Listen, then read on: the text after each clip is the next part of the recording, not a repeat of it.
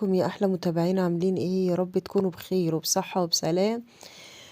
طبعا الخبر اللي معانا النهاردة وهو قالب السوشيال ميديا وعن خطوبة إيلاف الزهراني مع الشيخ ناصر فهد الصباح. تعالوا بينا نشوف صحة الخبر.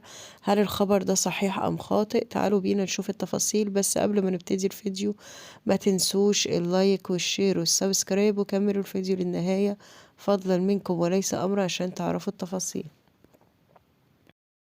كم عمر التيك توكر إيلاف الزهراني خطيبة الشيخ ناصر فهد الصباح التي ضجت مواقع التواصل الاجتماعي والمنصات الإلكترونية باسمها في الأيام القليلة الماضية، وذلك بعد تفاعلها الكبير في منصة التيك توك.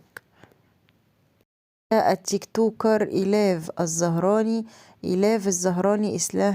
اسمها إيلاف الزهراني، هي من قبيلة زهران في الباحة وتسكن في جدة. تزوجت قبل 10 سنوات برجل من قبيلتها وتطلقت بعد وقت، وجميع الأخبار التي تربطها باليوتيوبر أخبار خاطئة وما هي إلا إشاعات كاذبة. يعني موضوع خطوبتها بالشيخ ناصر فهد طبعا الصباح طبعا خاطئة. هي اسمها إيلاف الزهراني. لقب العيلة الزهراني، محل الإقامة جدة. إيلاف الزهراني مواليد إيلاف الزهراني ولدت في قبيلة زهران في الباحة. كم عمرها؟ عمرها في العشرينات، ومواطنة في المملكة العربية السعودية. الجنسية تحمل الجنسية السعودية. الديانة تعتنق الدين الإسلامي. العرق عربية. الطائفة أهل السنة والجماعة. التعليم لم يذكر. اللغة الأم اللغة العربية. اللغات الأخرى اللهجة السعودية. المهنة ناشطة اجتماعية.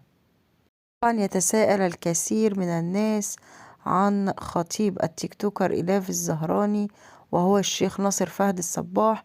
طبعا زي ما قلت لكم في الأول الموضوع ده خاطئ، ولو جالنا برضو أي جديد بس كل المصادر بتقول الموضوع ده مجرد خبر كاذب ومجرد شائعة.